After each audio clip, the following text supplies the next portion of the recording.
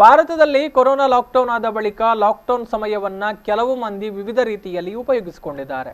ಅಂತೆಯೇ ಮಂಜೇಶ್ವರದ 10ನೇ ತರಗತಿ ವಿದ್ಯಾರ್ಥಿಯೊಬ್ಬ ಸಾಕು ಪ್ರಾಣಿಗಳತ್ತ ಆಕರ್ಷಿತನಾಗಿ ಅವುಗಳಿಗೆ ಅನಾರೋಗ್ಯ ಎದುರಾದಾಗ ಬೇಕಾದ ಔಷಧಿಗಳನ್ನು ನೀಡಿ ಅವುಗಳೊಂದಿಗೆ ಆಟವಾಡುತ್ತಾ ಇದಕ್ಕಾಗಿ ಸಮಯವನ್ನೇ ಮೀಸಲಿರಿಸಿದ್ದಾನೆ.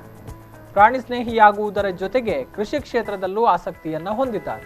ಆಸಕ್ತಿ ಬೆಳೆಸಲು ಕಾರಣವಾದ ಕೊರೋನಾ ಲಾಕ್ಡೌನ್ನ ಮಧ್ಯೆ 10ನೇ ತರಗತಿ ವಿದ್ಯಾರ್ಥಿ ನಿಸಾರ್ ಅಹಮದ್ ನಾಡಿಗೆ ಹೆಮ್ಮೆನಿಸಿಕೊಂಡಿದ್ದಾನೆ.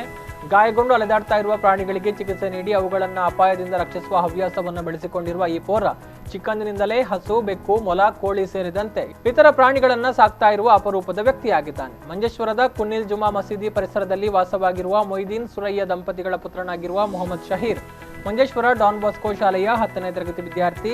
ಈತನಿಗೆ ಸಾಕು ಪ್ರಾಣಿಗಳ ಮೇಲಿರುವ ಸ್ನೇಹ ಇಂದು ನಿನ್ನೆಯದಲ್ಲ. ಅಳಿವಿನಂಚಿನಲ್ಲಿರುವ ಪ್ರಾಣಿಗಳನ್ನು ರಕ್ಷಿಸಲು ಹಾಗೂ ಅದಕ್ಕೆ ಬೇಕಾಗಿ ಯಾವುದೇ ತ್ಯಾಗಕ್ಕೂ ಸಿದ್ಧನಾಗೋದ್ರಲ್ಲಿ ಹಿಂದಿನಿಂದಲೇ ಈತನದ್ದು ಮೇಲುಗೈ ಅಂತ ಹೇಳ್ಬೋದು.